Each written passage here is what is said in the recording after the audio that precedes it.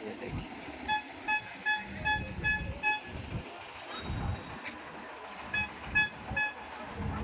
ये है लातेहार जिला के टोरी चंदवा का रेलवे फाटक, जिसमें 1 से 1.5 घंटे से गाड़ी बीच में लाइन में लगी हुई है और मोटरसाइकिल वाले लोग बीच में लाइन में घुसा दिए हैं।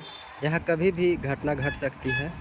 और यहाँ के सांसद, चतरा लोकसभा के सांसद कालीचरण सिंह जी वादा किए थे कि लोकसभा चुनाव जीतने के बाद सबसे पहला काम यहाँ ओवर ब्रिज बनवाएंगे, लेकिन आज तक इसका कोई सुध नहीं लेने आए।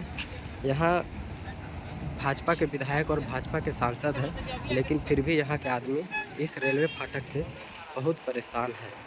देखिए, यह है चंदवा टोरी का रेलवे फाटक। यह झारखंड के लातेहार जिला के चंदवा प्रखंड में आता है।